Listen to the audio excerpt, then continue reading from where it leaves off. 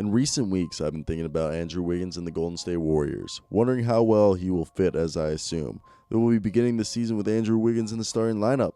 As someone who has watched Maple Jordan over the years as a Timberwolves fan, it's tough for me to believe in Andrew Wiggins, but it's been a very long offseason, and I think the Golden State Warriors should have faith in Andrew Wiggins. So I did some research on Andrew Wiggins, which turned out to be pretty interesting and even somewhat promising.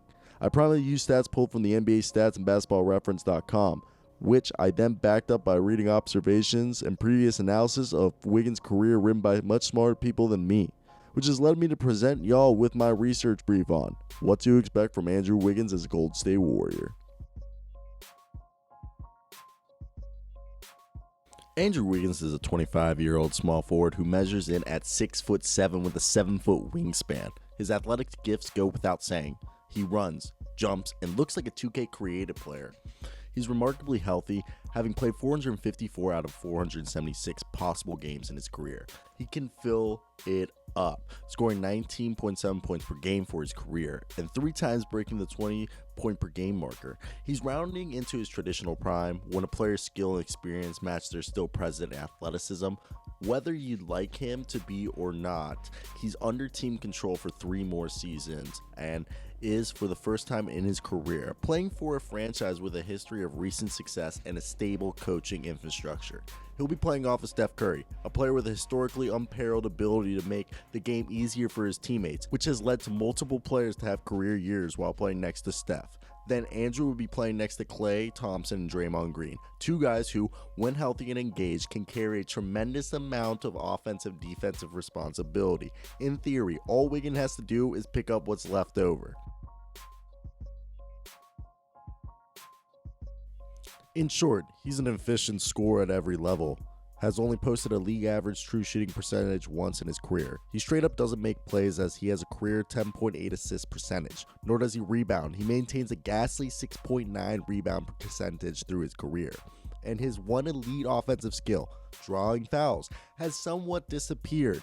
He had 39% free throw rate his first 3 years in the league, but he had a 25% since then. Problem now is even when he does get to the line, he converts free throws at such a mediocre rate at 73.2%. He's also a poor defender, with career steals and block percentages of 1.4%, which is comparable to Jeff Green. Andrew Wiggins has a history of atrocious individual and team defensive metrics. Minnesota played pretty much better whenever he wasn't on the court, though admittedly, better is a relative term in the case of those poor Wolves. Basically, the only thing Andrew Wiggins has done is get buckets, and he usually gets them so inefficiently, without leveraging to create opportunities for teammates. I won't go into his contract because it's not really relevant to the Warriors' on-court performance, but suffice to say he's a negative trade asset, which is why this video is about what the Warriors can expect with him on the roster.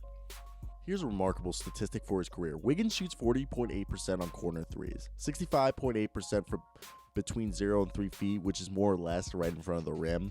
And if you don't know statistics, those are really good numbers. The league average last season was 39% and 61.6% respectively.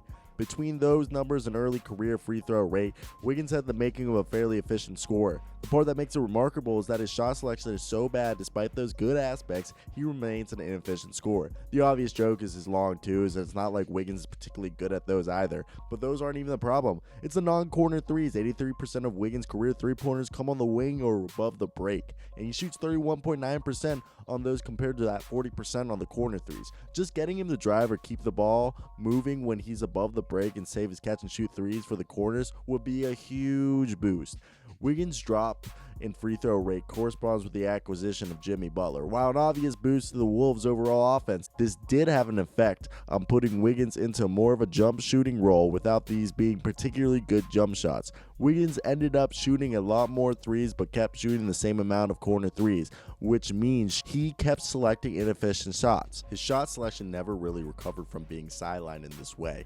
There's small hope. In his 12 games with the Warriors, Wiggins' free throw rate went back up to 32.5%, his best number since 2017.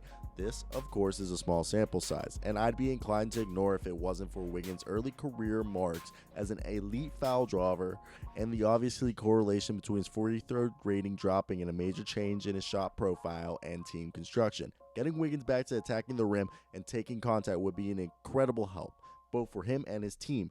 that has never shot a lot of free throws even at their dizzying offensive peak. This is the most interesting one for me. For the first 5 years of his career, Wiggins assisted on 9.9% of team baskets. I know that basically speaks to playmaking only by accident. Literally, like, he has the ball and he's like, oh, there you go. Oh, you made it. His career low was when Jimmy Butler's one full season, which assisted on 8.2% of a teammate's baskets, and a career high of 10.9% the next year when Jimmy pieced out to Philadelphia. However, this past season, Wiggins suddenly shot up to 18.1 assist rate, a number that held steady when he went to Golden State. He posted 3.8 assists per 36 minutes, a huge improvement over his previous career mark of 2.2 assists, and managed to do it while keeping his turnover rate around a decent career number of 10%.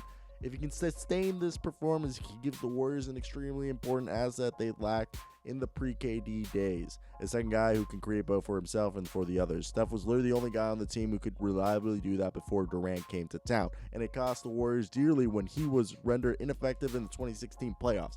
You can look at the 2020 Bucks and Rockets without CP3, for examples. You need more than one guy who makes the defense have to guess, is he going to shoot it or is he going to pass it? If Wiggins can be one of those guys at even a rudimentary level, that's tremendously useful. The red flag is that Wiggins has figured it out was a regular mantra during his Wolves days, even though a lot of fans have long since resigned themselves to Andrew Wiggins remaining just who he is. I didn't look into his month-by-month splits, but I definitely recall a big Wiggins has figured out outcry starting in November 2019, which I was part of, which tapered off as the calendar year turned over. The playmaking improvement was real and observable. Sustaining it for a whole season was a promising sign, but in a whole new offensive environment with a different playbook and a different set of responsibilities, he'll have to prove it all over again before we're sure this is part of his game and not just a hot streak. The second is that none of the reasons for hope had anything to do with defensive rebounding. The two biggest weaknesses in Wiggins' game that are difference between overpaid but useful and outright bad. The Warriors have a huge challenge ahead of themselves, turning Wiggins into an even neutral defensive player, much less plus. They got a head start on it last year in his 12 games in a Golden State uniform. Wiggins posted a career-high steal block number of 1.9% steal percentage and a startling 3.8 block percentage. But as I mentioned before, the only conclusion you can draw from a guy spending 12 games doing something he's never done before is, hey, that was a cool 12 games. General consensus is that Wiggins' bad defense and atrocious rebounding are a product of both low effort and poor awareness. Effort is much more fixable than awareness, but in both cases, this is where I throw my hands up and say, good luck, Ron Aarons. The only insight I will offer is that I would feel much better about Wiggins guarding opponent's third best perimeter in crunch time than best or even second best, so the Warriors roster rebuilding will hopefully account for that.